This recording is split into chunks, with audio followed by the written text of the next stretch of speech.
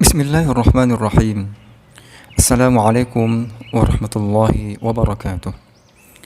Innal hamdalillah wassalatu wassalamu ala Rasulillah wa ala alihi wa sahbihi wa mawala amma ba'du. Saudaraku yang dimuliakan Allah Subhanahu wa taala. Sering sekali sebagian besar kita mencari jalan yang lebih dekat dan sepi agar dapat lebih cepat tiba di tempat yang kita tuju.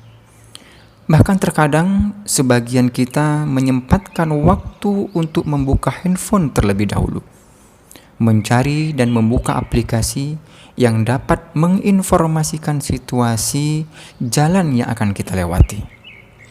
Apakah jalan tersebut ada hambatan, macet, ataukah lancar? Bahkan ada yang lebih ekstrim lagi. Ada yang nekat membuka jalan, membabat hutan, membelah perbukitan hanya untuk bisa membuat jalan pintas agar lebih dekat sampai ke pusat ibu kota. Siapapun kita, semua kita pasti ingin mendapatkan jalan terbaik, jalan terdekat, jalan yang lancar menuju destinasi yang ingin kita tuju. Saudaraku, semoga Allah memuliakan kita dengan cahaya Islam. Sesungguhnya amal soleh menuju Allah Subhanahu wa ta'ala pun tidak jauh berbeda. Tidak jauh berbeda dengan ilustrasi yang kami sampaikan di atas.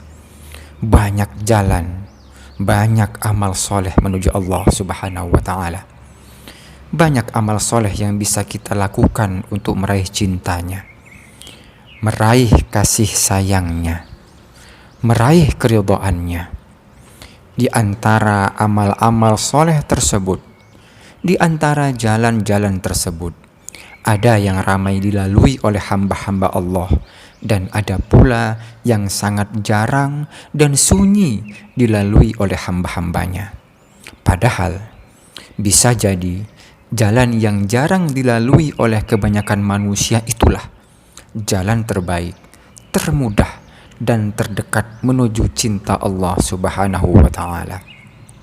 Sahabatku yang dimuliakan oleh Allah Subhanahu wa ta'ala, di antara amal soleh yang sangat jarang dilakukan orang saat ini, sepi dan sunyi dari dilalui oleh hamba-hambanya, adalah sebuah amalan sebagaimana yang diceritakan oleh Nabi kita sallallahu alaihi wasallam dari hadis yang diriwayatkan oleh Imam Muslim dalam sahihnya nomor hadis 2567 dari sahabat Abu Hurairah radhiyallahu taala anhu, bahwasanya Nabi sallallahu alaihi wasallam bersabda, "Anna rajulan zara akhul lahu fi qaryatin ukhra, fa arsadallahu lahu ala madrajatihi malakan, falamma ata alaihi qala أين تريد؟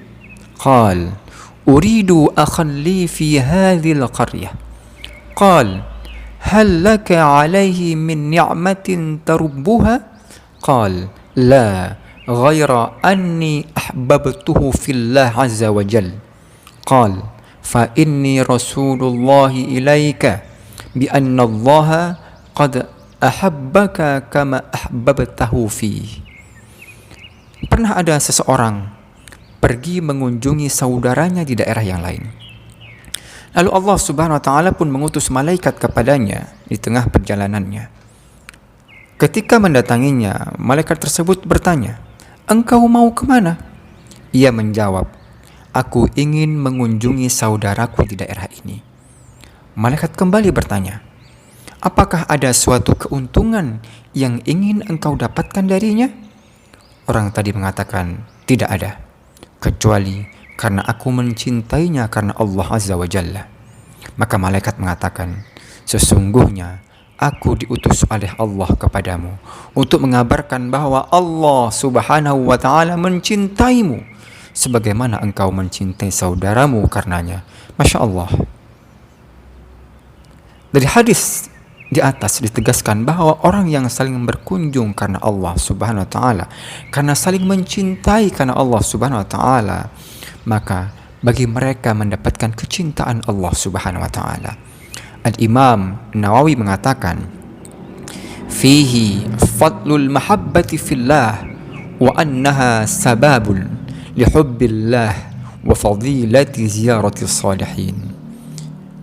Dalam hadis ini ada keutamaan saling mencintai karena Allah, dan itu merupakan sebab seseorang mendapatkan cinta dari Allah Subhanahu wa taala. Saudaraku yang dimuliakan oleh Allah Subhanahu wa taala, seseorang yang berkunjung ke rumah saudaranya karena Allah Subhanahu wa taala, bukan karena yang lainnya. Bukan karena ada keuntungan duniawi. Bukan karena ada urusan bisnis dan hal-hal lainnya dari manfaat dunia. Orang-orang yang seperti ini, hamba-hamba Allah yang melakukan amal soleh ini, maka Allah menjanjikan bagi mereka cintanya Allah Subhanahu wa taala.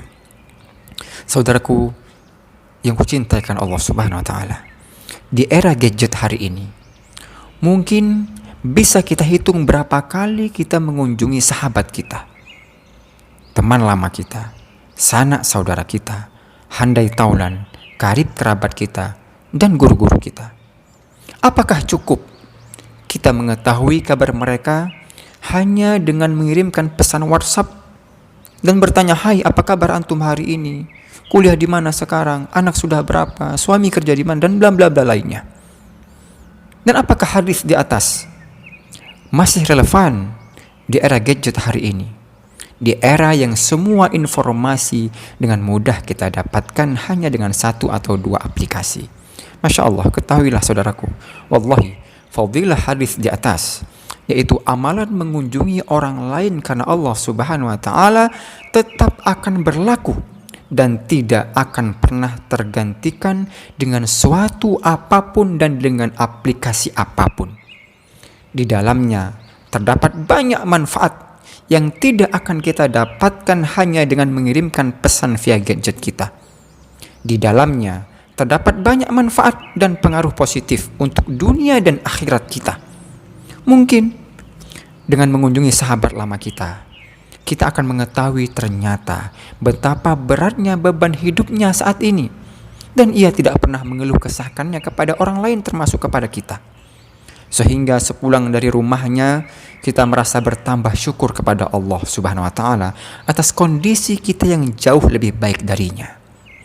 Atau bisa jadi ketika kita berkunjung ke rumah guru kita atau sanak saudara kita, ternyata istri dan anak-anaknya sedang sakit keras, membutuhkan pertolongan kita. Yang itu tidak akan diketahui kecuali oleh orang-orang yang datang berkunjung ke rumahnya. Maka disinilah ladang amal soleh kita, ladang pahala kita untuk memberikan bantuan bakti kita sebagai saudaranya atau sebagai muridnya. Saudaraku dan sahabatku yang aku cintakan Allah Subhanahu wa taala, ketika wabah ini sudah berlalu nanti, mari kita hidupkan kembali sunnah yang mulia dan hampir punah ini. Sunnah yang tergerus oleh arus teknologi. Jalan menuju cinta Allah yang sudah ramai ditinggalkan oleh kaum muslimin. Jalan pintas meraih cinta Allah yang telah lama sepi dan sunyi, bahkan bukan hanya karena virus corona, tapi karena gadget-gadget dan keangkuhan kita. Kita merasa orang yang paling sibuk. Kita merasa orang yang lebih pantas untuk dikunjungi. Kita merasa ilmu kita lebih tinggi, harta kita lebih banyak, sehingga semua itu menjadikan kita enggan melangkahkan kaki kita ke rumah-rumah saudara kita, meski hanya sebatas bertanya kabar dan melihat anak-anaknya. Saudaraku yang dimuliakan Allah Subhanahu wa taala, betapa berharga pelajaran yang diberikan oleh wabah corona saat ini. Hampir semua jalan menuju Allah yang biasa kita lakukan semuanya tertutup. Salat berjamaah, mencari ilmu bermulazamah, haji dan umrah, tidak terkecuali silaturahim. Kita terhalang dari mengunjungi orang tua kita, anak kita, saudara kita, bahkan sekalipun mereka meninggal dunia saat ini, kita pun tidak diizinkan untuk pulang kampung untuk sekedar melihat jenazahnya. Masya Allah. Ambillah pelajaran berharga ini wahai saudaraku. Semoga Allah mengkaruniakan kita sisa umur yang penuh keberkahan, sisa umur yang akan kita habiskan hanya untuk mencari, mengejar, berjalan dan mendapatkan cinta dan keridhaan Allah Subhanahu wa taala. Amin ya rabbal alamin. Subhanakallahumma bihamdika asyhadu an la ilaha illa anta astaghfiruka wa atubu ilaik. Assalamualaikum warahmatullahi wabarakatuh.